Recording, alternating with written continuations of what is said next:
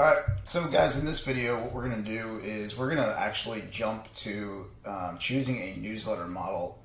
The way that I used to actually teach this was choosing a niche first, and then, later on after the research of the niche, I would get into choosing, the type of newsletter model you wanted to use. But there's really a couple different problems with learning it in that order and choosing things in that order.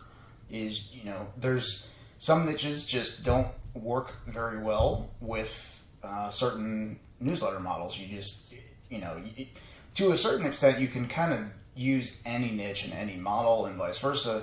However, for you to make the most amount of money possible with the least amount of work required from you, it's best to choose the model that you want first, and then choose the niche that fits that model. So, we're going to go through this first, and then when we get to the choosing a niche part, what I'm going to do is take, I have a huge list of evergreen niches, and I'm going to try my best to go through each one of those and kind of separate them into the categories that we're going to talk about for the models here right now. So, part of what I wanted to do here was to explain why I think you should choose the model first. So that's what this first part here is. And like I said, sometimes the model you pick restricts the type of niche you can choose. Sometimes the niche you choose restricts the type of products you can promote. So it's kind of a chain reaction. And if you go through the entire process of picking a niche first, you do the research and stuff like that, you get to the point where you decide on the model, and then you realize, like, oh man, this isn't going to work the way I wanted to, or maybe you would have to monetize the list in a certain way. So it's best to go through both of these really before you nail down a niche. You want to go through the model so you can fully understand what the models are, and from there you can kind of fit the niche into whatever model fits your lifestyle. So, and that kind of leads into this next point here.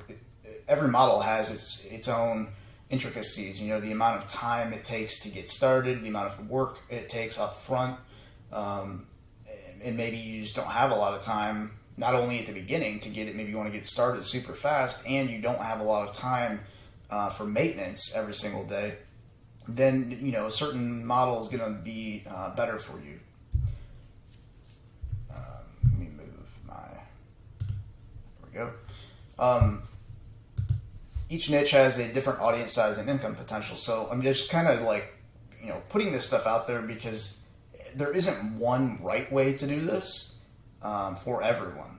There is a right way for you to do this based on your own, constraints with time and money, or knowledge, experience. Some people have a lot of knowledge and experience in certain niches, and they want to use that. And I would recommend you do that if you have knowledge and experience. In some cases, people don't feel like they don't have any knowledge, experience, or skills, which is kind of how I felt back when I first started doing the newsletter stuff. I didn't have really anything that I could personally bring to the table as far as content goes. I was, afraid of writing in general. Still don't like writing. So I wanted to be able to find something that would work for me based on my unique skill set. So that's the reason you need to go through this and figure out, like, what is the best fit for you. And I know, like, this is one of the things that almost everybody struggles with, is figuring out they think it's the niche. It's really not the niche. It's more of the business model itself, because that, to me, restricts more than anything. And it's going to be based about, like I've been saying, is the amount of time you got, the amount of money, how fast you want to get started, when you need to get results by, whatever. Everybody's going to be different in that, and everybody's going to have a different set of criteria. So what my goal is to really confuse the heck out of you, but I mean, that's a joke. that's really, I'm sure what you're thinking right now is like, this is crazy. I thought like you were just going to tell us what to do, and we would just do it. I am going to tell you what to do, but there isn't just one option. There's technically 3 types of newsletter models, and you can pick the one that just suits you the best, or the one that you really is going to get you the goal that you want to achieve. So first one is the typical, the traditional newsletter model. A lot of times it's just going to be, live, regular manual broadcast emails. You sit down, you create the email and you send it out every single day, or however often you send it out. Second one's the automated newsletter model, so just autoresponder emails. So those are, emails that you create ahead of time and you put them into an automated software, and you tell the software when somebody subscribes, send them the first email right away. And then the next email, you wait a day and you send it. And then you wait a day and you send another one. You wait a day and you send another one. And it's however many you queue up ahead of time, is how many they will receive. Once they hit the end of your autoresponder sequence, they stop getting emails from you. Third one is the one that I consider to be the best choice for most people, based on the goals that they want to achieve with this newsletter business. And most of the time it's going to be money related, like how much money they want to make, and how much money they want to spend on traffic. This hybrid newsletter model is kind of the best of both worlds. So let's talk about each one a little bit more. So traditional newsletter model, we're just going to go through the advantages, disadvantages for each one of these. So you're able to deliver current, recent news, so stuff that's top of mind to subscribers.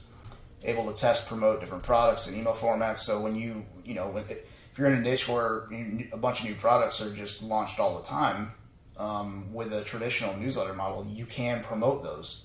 As you'll see here in the next one with an autoresponder or an automated one, like it's tough to go back and change the not tough, but it's work. It's not something it's not going to be automated to be able to just substitute new products into your autoresponder. You're able to automate it, but it has a very generic feel. So what that means is you can automate a regular newsletter model, but like every single email they get from you is gonna be the same. It's a generic template basically, and the content could just be pulled in or literally just copied and pasted. And I'll show you a few examples here of this in a second. You are able to start fast with a little amount of work up front. Disadvantages: requires constant work. You're always creating emails to send out. Takes more time to research because every day or however often you go in and send them out, you got to go and find stuff to send to those people. It's not as personal, therefore not as relevant, meaning, like I said, it's a generic feel because you're not really, all you're doing is going out and curating, finding newsletter topics, stuff that you can send to people that they're interested in, which is great. And then also obviously put ads in those emails. But it a lot of times isn't personal to the subscriber. Meaning, if they opted in for like a guide on how to lose weight, and you just put them on a traditional newsletter where you just send generic weight loss information, it may be helpful, but it may not be as relevant to that person. Usually has a lower AMV per subscriber. So AMV is the average monthly value that each subscriber is worth to you. The number that gets thrown around a lot is $1 a month per subscriber on your list. But because this is a more generic approach, you're not putting them through a sequence that is 100% custom to them based on why they opted in. They just opted in basically to get more information on a certain topic. You're going to have a lower AMV because whatever products you're promoting or ads you have in your newsletter aren't always going to appeal to every single person on the list. So I have a few examples of traditional newsletters just so you guys can get an idea of what this could look like. This really applies to, like, the people that email into me and they ask like, how can I do this if I am horrible at writing? I don't want to write any email copy. I don't want to create the content myself. This is what I tell them to do. So here's an example of one called Headline Health. Literally just, what is this? It's really 1, 2, 3, 4 links. So these are content. Each one of these just goes to a random website, I believe. Is this one? I already clicked on this. Oh no, that's not this one. So this one, they have their own website, but you don't have to. So I have another one here, the next one, where you can literally just link out to other people's websites. It doesn't matter. This is actually an ad. So if somebody clicks this, they might get a little bit of money for each click, or it might just be like an affiliate type product if somebody clicks it and buys. This is also an ad down here. So this is about as generic as you can get with a newsletter, and about as simple as you can get. Like I said, just 5 links inside the body copy, and it's totally fine. These work very well. So, it's got to be somewhat niched, right? Like, somebody's got to opt in for a reason to get on this list. It can't just be a newsletter about, just news. If you had something that broad and generic, you're just not going to make that much money. It's going to take you a really long time to get to the break-even point, meaning, if it costs you $1 to put somebody on your email list, it's going to take you a good 6 to 7 months to get that $1 back from that person from these ads, because it's just not as relevant and specific to everybody. Another example here. So this is the one I was thinking of, where none of these things are on their website. So this is the prepperwebsite.com, Saturday Prep. Some good prep stuff while you drink your coffee, an article to read, 10 best ways to keep weeds out of the garden. So just somebody else's website, gardenerthumb.com. That's all this is. It's just, a number of links to websites, and here's an offer right there. So, and you can stick, you can have multiple offers. If you wanted to do like 10, I would probably do an offer after number 3 and after number 6, and then have an ad below here. So that's another example of a very, very doable email newsletter where you're literally not writing anything. There's nothing for you to write yourself. Obviously, you got to come up with, they're not even coming up with a headline. It's a subject line. They're just putting the date in and calling it Saturday Prep, which is what, kind of what the newsletter is. So this is about a perfect example for a traditional newsletter that I could show somebody who came to me with that set criteria of, I don't want to write anything. I don't have any skills or knowledge. And maybe English isn't my native language. How can I do this and make it work? This is exactly what I recommend people to do with that set of criteria. Another example here. This is from Justin Brook over at AdSkills.com. He's had this traffic tips for busy people newsletter for a very long time. I want to say it was almost before he started AdSkills. A number of years ago. And so number 304 is the issue number. He's been doing it. This is the 304th issue, and it gets sent, I think, every Sunday. Yeah, every Sunday. But all it is during the week, he actually explained to me how he does this when I was I was at a private mastermind with him. Like on his phone, he does the whole thing from his phone, and then he has somebody just create it, outsource it for him.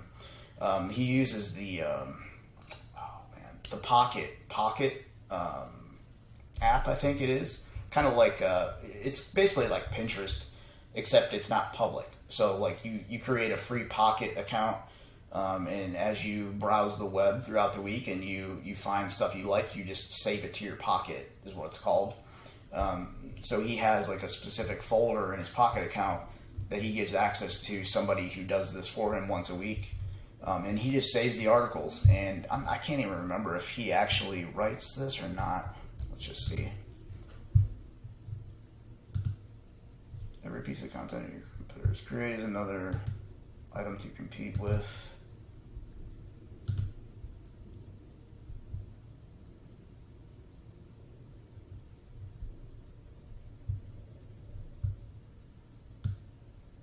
So that got pulled from right there. But what if it's actually the opposite?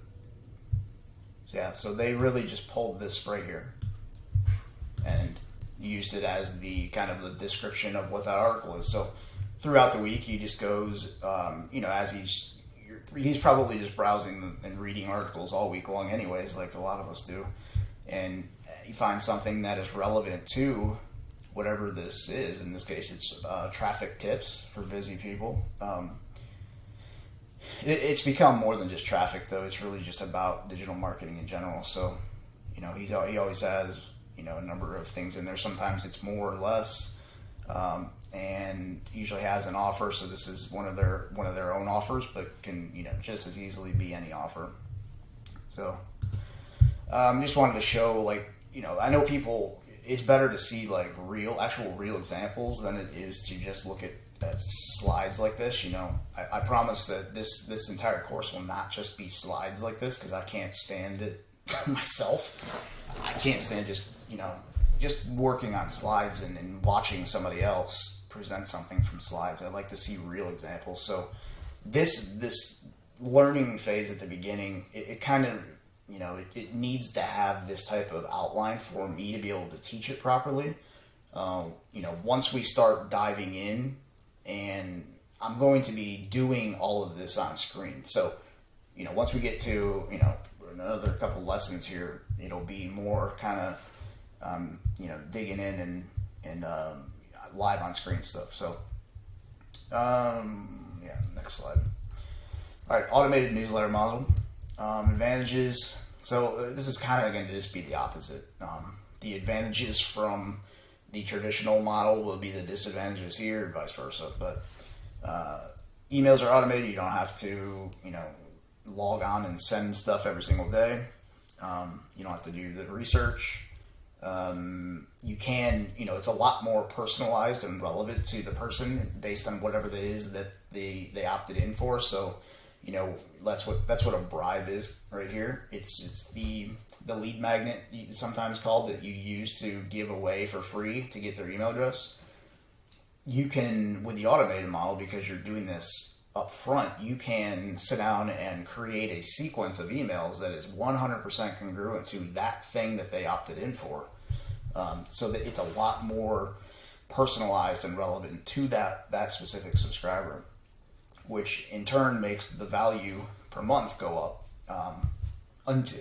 while they're in the sequence. So say that you sit down and you do 30 emails, your value per subscriber is going to be higher during that 30-day period of time, but after that, it immediately goes to zero. So there's always an ending with an automated newsletter. You can't do anything current or recent, or test new products, like new products that come out. It's just harder. It's harder to track, what worked and what didn't do. Same with email formats. It's time consuming to change the email format. So imagine creating 60 emails, and then you figure out your emails just aren't showing up well on a certain phone. You've got to go back through all 60 of those emails and change them. And you're never really done adding emails if you want to keep growing the business. Like I said, once they hit the end of that sequence, your income from that subscriber goes to zero unless you add more emails. And you stop making money when they're finished with the sequence. So the hybrid model is really my kind of my favorite, because it's just the best of both models. It's something that really a lot of people just kind of migrated towards because of, it used to be where every marketer was like, you've got to have an autoresponder sequence. And that's all that we did as marketers. We're like, cool. I can send them 30 emails and I can make even more money than I would if I would just build the list and send them an email, So when the autoresponder sequence came out, like that technology, like marketers went crazy and you're like, man, I could set up 60 emails. But again, like it's awesome while it works, and while they're in the sequence, you're making money. But after that, then what?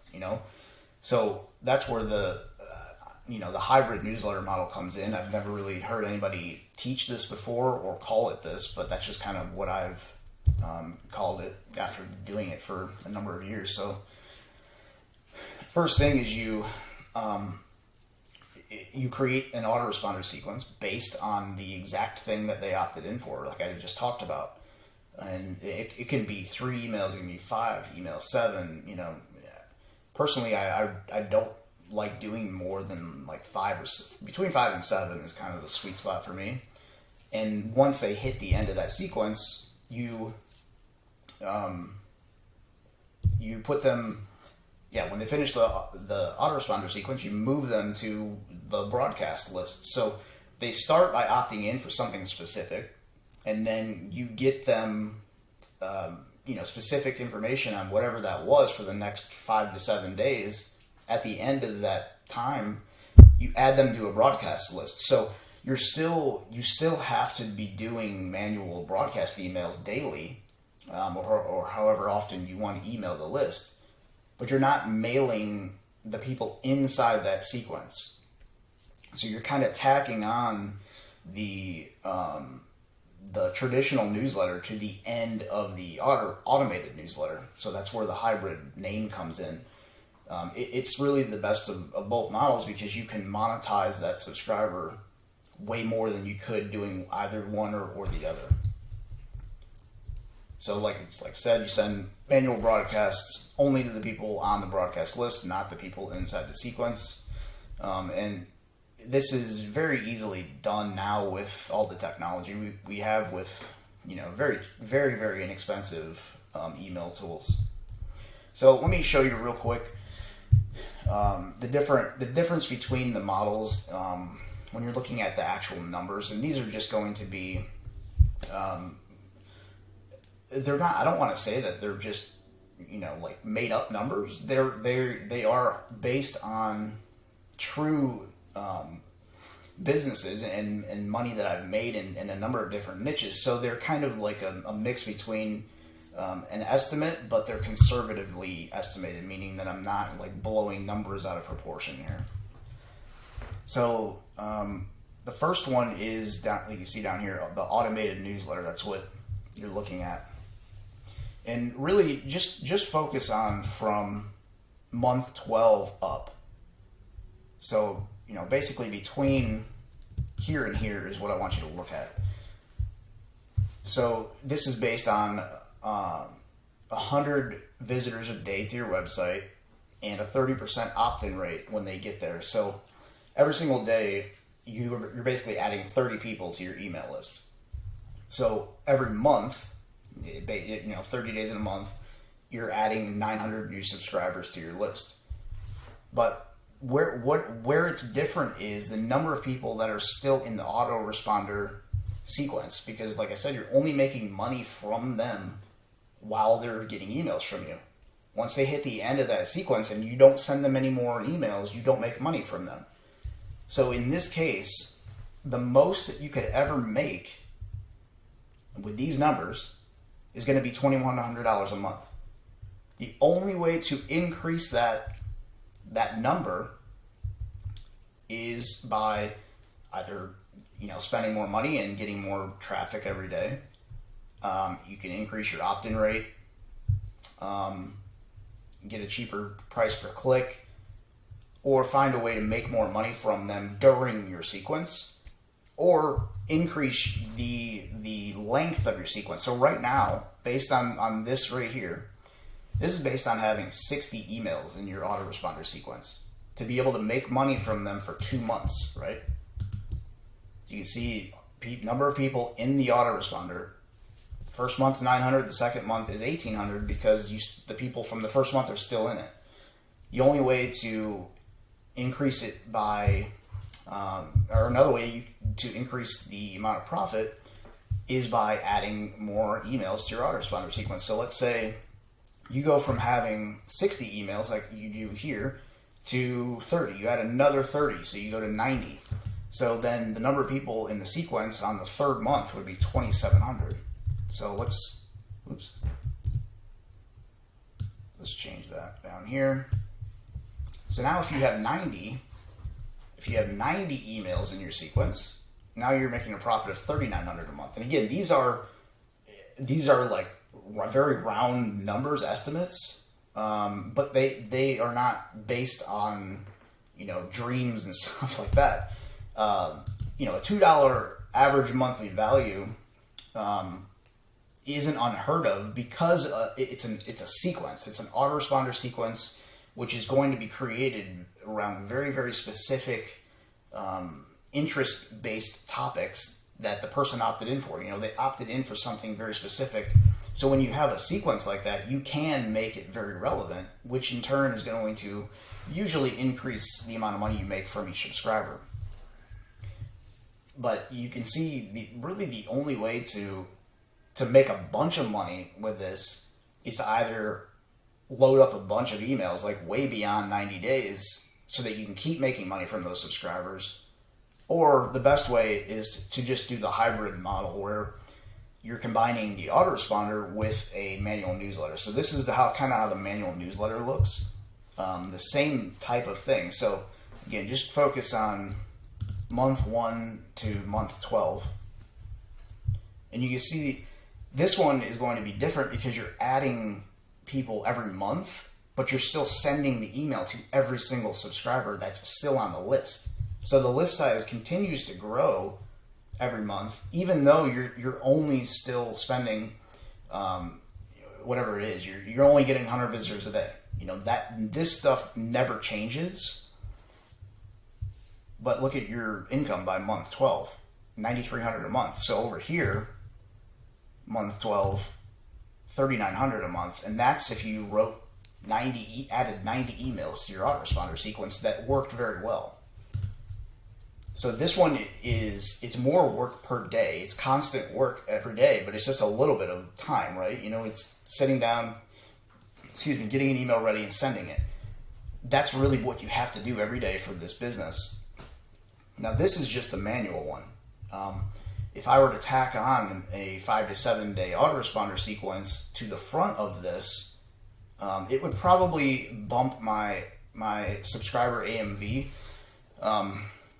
I don't want to change this in here because it's going to bump it initially. Like during that 5 to 7 days, they may end up spending more money on whatever it is I'm promoting during that sequence, and then I can continue to make money from them every month after that.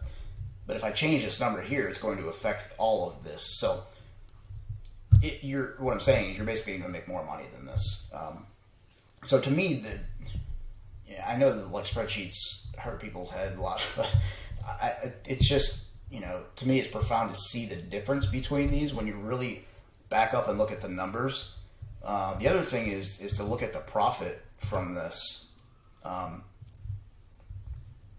Getting started is going to be slower with the manual newsletter because unless you tack on an autoresponder. So if you do the hybrid, it's the best of both worlds. It allows you to get more money back from these 900 people faster. You can break even faster, and you can continue to make money for them for however long they stay on the email list. So, personally, the hybrid is what I recommend, but it's just not going to be a fit for every single niche. So that's why I wanted you to see these newsletter models up front. So finish this up, kind of some questions that you can ask yourself if you're having trouble figuring out what model you should go with. Do you already have a niche in mind? And if so, does it require a certain type of model? Or are there new products launched regularly in the niche? Do you want more of an automated business, or can you spare 10 to 20 minutes a day to send an email to your list? And then the last question, would you prefer to start faster but have a lower AMV per subscriber, or would you rather put in some work up front and have a higher AMV per subscriber? So, if you're like looking at this now and you're more confused than when you started, then just do the hybrid model. Like what I want you to do, kind of the homework for this lesson before you go on to the next lesson, is to pick a model. And if you don't know what to pick, and these questions aren't helping, like you don't really have a preference with any of these, then just pick the hybrid model and then move on. What I'm going to be picking myself to use to show you how to set up this entire business for the remainder of this course is a hybrid model. So I'm going to be, talking more about that than the others, but I will be showing, kind of how to do each one as far as the setup goes, so that, obviously I want everybody to have step-by-step detailed info for any model you choose, no matter the niche or anything. So I will show, I've used all three of these models myself, so that's no problem there. But again, if you just don't really have a preference based on what you've learned in this video, pick the hybrid model and then move on. If you're struggling because you have a niche in mind and you don't know if the niche is a good fit, then I would choose the model and then move on to the niche part, because the niche part will be able to help you decide whether that niche is the right one for that model or vice versa. So you gotta have to make a decision, one or the other. If you've got something that you're dead set on, it won't always work with every model, and it won't always work with every niche. So decide on a model that you want. It's not permanent. You can change it before you start building the website and all that stuff. That's why I put all this up front. You got to get this stuff lined out before you can move on and really, focus on building the business itself. You got to pick a model. You got to pick a niche. I would recommend just deciding on a model right now and then moving to the niche, because a lot of times I feel like people they'll choose the niche for the wrong reason. They'll choose the niche because they think that's where the money is, but it's not really the model that they want. They don't want to be doing certain things. So that's why I put the model first. You got to pick a model, then you can move on to the niche. So once you pick your model, you can go ahead and move on to the next lesson.